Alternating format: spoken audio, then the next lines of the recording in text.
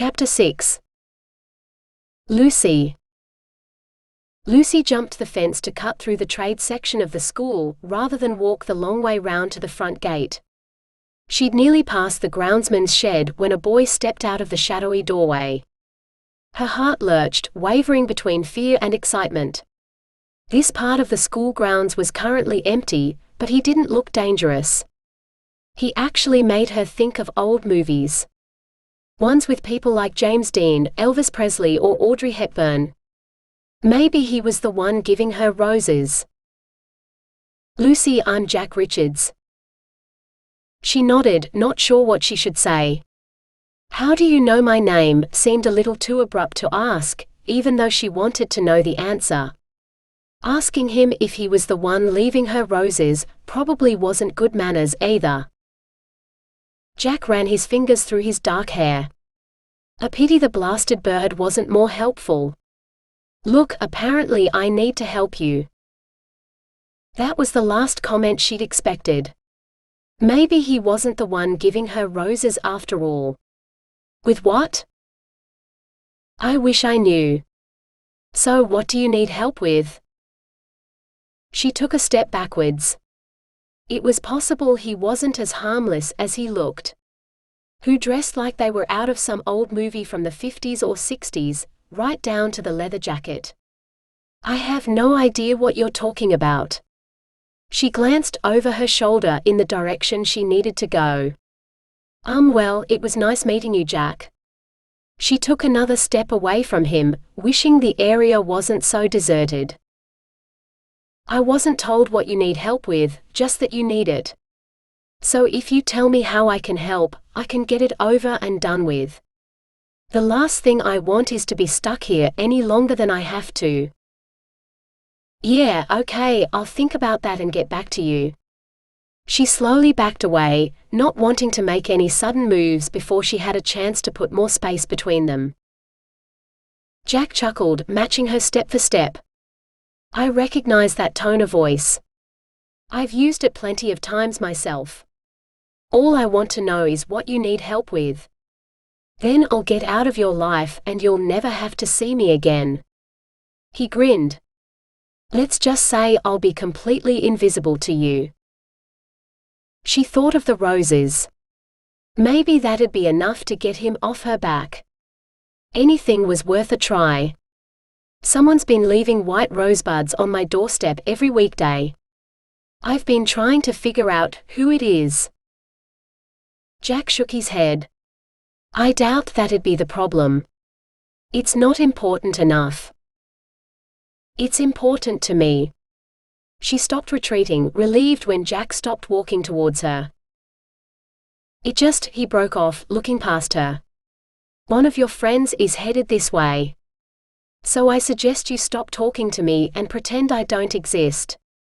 Unless of course you want to look like a crazy person." She turned to see Jasmine walking towards her, her lips curving into a smile when she caught her eye.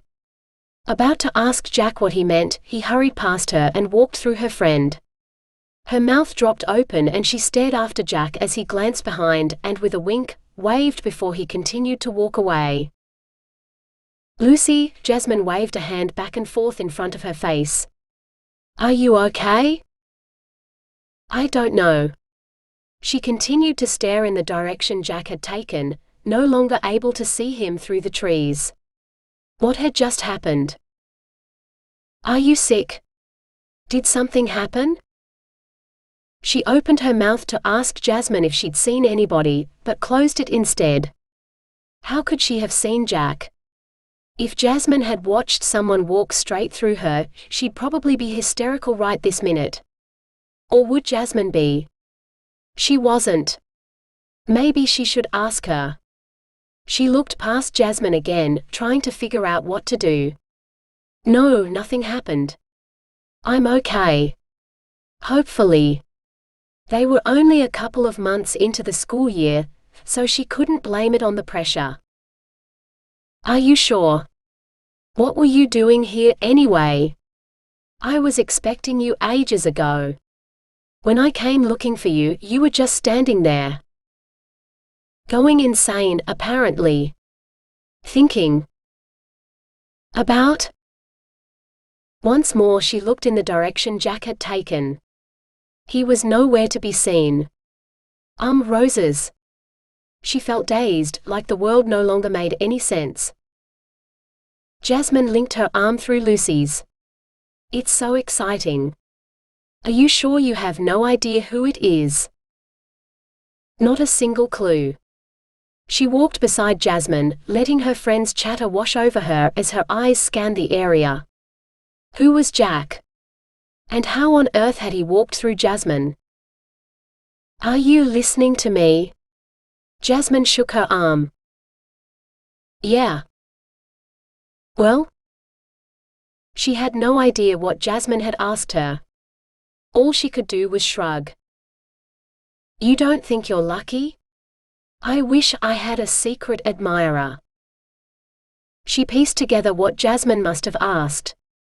It's not that, I just wish I knew who it was. I bet he tells you eventually. I mean, he'll have to. It's not like you'll be able to guess. He hasn't left a single clue to help you figure it out. I know. I'm actually starting to think I don't know him. None of the guys we know are the slightest bit romantic. She glanced around the area once more. That wasn't the only thing she didn't have a clue about. Did Jack exist, or was her mind playing tricks on her? As far as she knew, all her family were completely normal, no history of insanity at all. But maybe that was something her parents wouldn't want to tell anyone, not even their daughters. For all she knew, there was a great aunt locked away somewhere, completely insane. Are you sure no one has dropped any clues? Said anything? Done something to give you an idea? Nothing. Not one single thing. Seeing a boy with mousy brown hair that she'd caught staring at her during lunch last week, she changed direction to avoid walking near him. He made her uncomfortable, and she hadn't been amused when Jasmine had teased her that he might be the one sending her roses. He better not be. I wish whoever it was would hurry up and tell me. Jasmine glanced around. It could be absolutely anyone. She giggled, nodding towards the boy Lucy was trying to avoid. Even him. You're not funny, you know. I asked around and found out his name is Cole. What did you do that for? Now he'll think I'm interested in him. She glanced in Cole's direction and found him staring at her. Normally it didn't bother her if someone looked at her or even stared at her, but there was something about his eyes. They made her feel like he could see inside her and learn all her secrets. Not that she had many. He won't think that. It's not like I even mentioned your name. Lucy was almost relieved when the rest of her friends joined them and took Jasmine's focus off her. She couldn't resist having one more look for Jack, deliberately not looking in Cole's direction. What was Jack? The word ghost popped into her mind and she quickly discarded it. No way. Absolutely not possible at all. When the bell finally rang, she said goodbye to her friends and hurried towards her classroom. Yet again she looked around for Jack, turning back in time to see someone loom up in front of her. The boy sidestepped, laughing, putting out a hand to steady her. Is there a fire I don't know about? The warmth of his hand soaked into her shoulder. He certainly wasn't a ghost. Again she thought of Jack. No. Sorry. Her eyes were drawn to the ground to stare at her shoes. Don't be. You can run into me anytime. His hand dropped to his side. She darted a glance in his direction to find he was still grinning. Her mind went blank, and she felt a moment of sympathy for Dylan. So where have you been all my life? She laughed, a little nervously, a good touch of disbelief. That has to be the worst line ever. She met his blue eyes, blonde hair nearly falling into them. He had to be about 10 centimeters taller than her, so she was forced to tilt her head to meet them. "Yeah, but it got you to talk to me, didn't it? You were about to keep running from your fire." "I was running to class. Now I'm probably going to be late." Not that she was really as annoyed as she sounded. She'd much rather stand here talking. The boy shrugged. "I doubt you're missing anything important." He held out his hand. "I'm Tanner." She took it. "Lucy. Want to do something this weekend?" She could barely believe she'd heard right. Things like this didn't happen to her. Random guys did not ask her out. The most unusual thing that had ever happened to her was the rosebuds on her doorstep. With the way things had been going lately, it'd probably turn out that Cole was the one giving them to her. Like what? A movie. Possibly. Excellent. He pulled out his phone. "What's your number?" She rattled it off and took out her phone to put his number in. "Why?"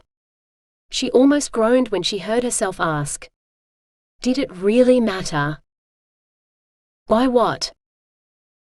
It was too late now. She'd already started to ask. "Why did you ask me to go to the movies?" He grinned. "Because you're as pretty as a flower."